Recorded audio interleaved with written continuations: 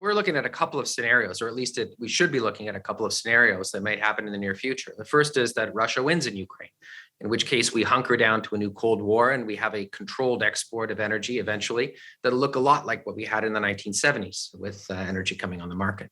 But we also have other scenarios, including the fact that we may have chaos that emerges out of a potential failure of the Russian invasion and a retrenchment in Russia, and potentially also even political change in Russia.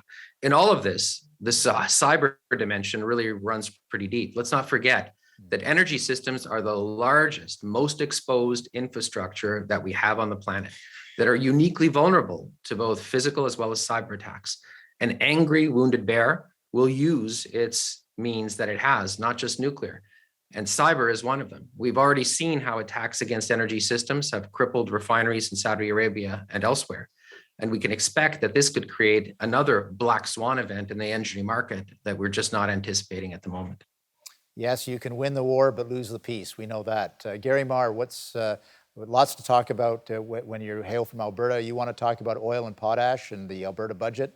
So the floor is yours. So just to go to something that both Joe and Rafal talked about, and that is potash. The sanctions that are being placed on Russia are also being placed on Belarus. Right. And Belarus is a large producer of potash. So the prices of potash will go up.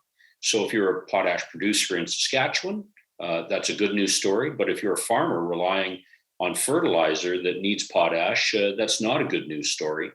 And so there will be some changes or increase in costs of groceries as the price of fuel goes up and as the price of potash goes up because of the use of both of those on farms and the ability to take the products that are there and process and deliver them to your local grocery store. So my prediction is that in 2022, the most expensive four-wheeled vehicle in Canada will be a Costco shopping cart. Now, on the Alberta government's budget, I think it's notable. One of the key messages in that, while the budget is projected to be balanced, it is not simply the case that increased resource revenues are the reason for it.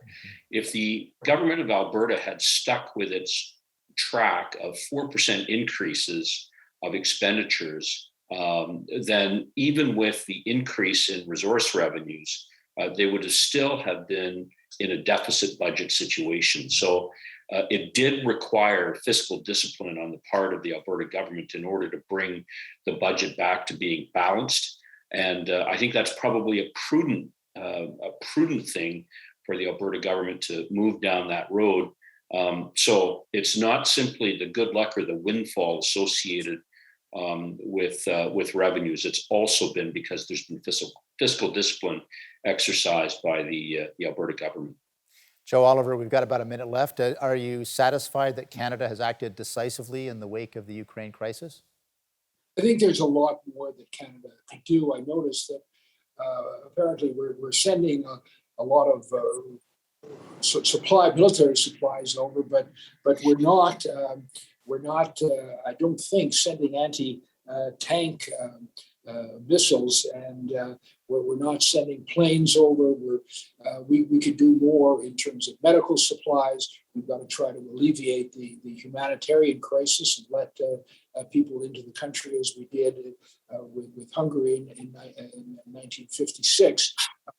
But there is more we can do to help them at this really crucial stage. I mean, they can't beat Russia, but if they hold them off long enough, the pain on the other side could force Putin to some kind of settlement. He needs a face saver, but